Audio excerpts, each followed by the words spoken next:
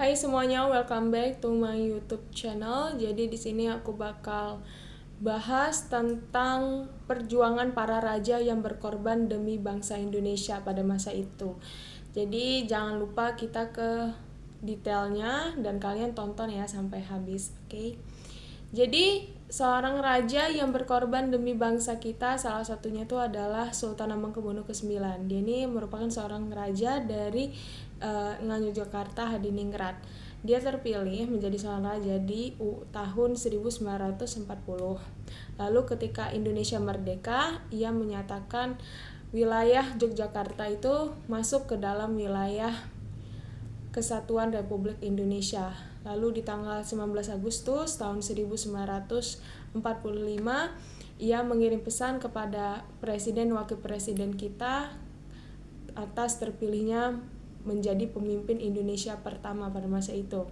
Lalu di tanggal 20 Agustus tahun 1945, ia menyatakan untuk dia berdiri secara tegas di belakang Presiden Wakil Presiden dalam mendukung perkembangan Indonesia nantinya.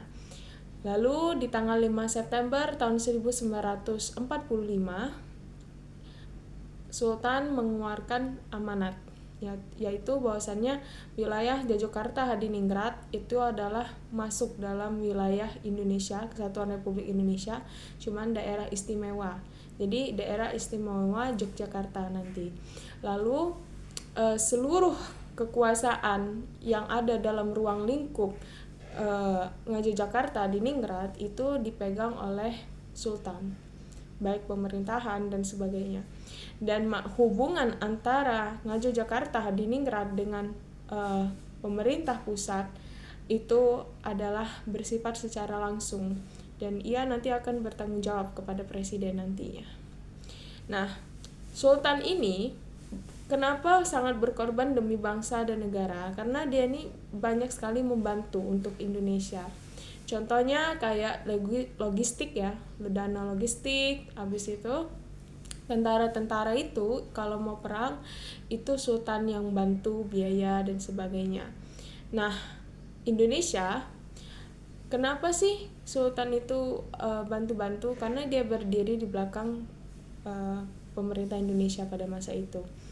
Gitu. Jadi hartanya itu sebagian memang dibantu untuk menjalankan roda pemerintahan kita pada masa itu, gitu.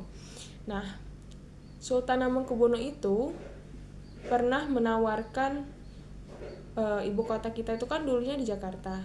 Terus karena terjadinya ketidakstabilan pernah dipindahkan ke Yogyakarta. Itu atas saran Sultan. Markas TKR juga di Yogyakarta. Karena kondisi di Jakarta tidak stabil gitu. Nah, Sultan Hamengkubuwono IX menurut sejarah itu pernah ditawarkan oleh Belanda untuk menjadi raja seluruh Jawa setelah agresi militer kedua pada masa itu. Cuman ia menolak. Karena dia menolak, ia diancam sama Belanda. Cuman dia menghadapinya dengan tegas dan berani. Yang kedua itu adalah Sultan Syarif II.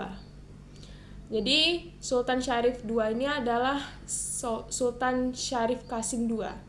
Ia itu adalah seorang raja di Siak Indrapura. Ia tuh terpilih di umurnya yang masih muda, 21 tahun, dan ia beranggapan kerajaannya itu sama seperti kerajaan Belanda. Dan ia selalu membuat kebijakan yang bertentangan dengan keinginan Belanda. Jasanya terhadap pemerintah Indonesia adalah pada saat itu dia memberikan sebuah harta. Jadi harta dia itu sebesar 13 juta gulden diberikan kepada pemerintah Indonesia pada masa itu. Lalu dia memberikan hartanya lagi sebesar 30% dari hartanya itu untuk ke pemerintah Indonesia. Pada masa itu dipimpin sama Presiden Soekarno. Lalu ia membentuk Komite Nasional Indonesia, terus Tentara Keamanan Rakyat, dan yang ada di Republik Siak pada masa itu, sama Badan Pemuda Republik, itu semuanya di Siak, Indrapura. Lalu ia mengajak para raja-raja yang berada di Sumatera Timur untuk turut serta dalam mendukung kemerdekaan Indonesia pada masa itu. Pokoknya Sultan ini sangat berjasa lah gitu. Dan ia juga memberikan bantuan logistik bagi para laskar. Jadi itu yang aku bahas dalam hari ini. Jadi jangan lupa kalian like, subscribe, and comment. Dan mohon maaf kalau misalnya pronunciation-nya salah atau gimana. See you next time my video.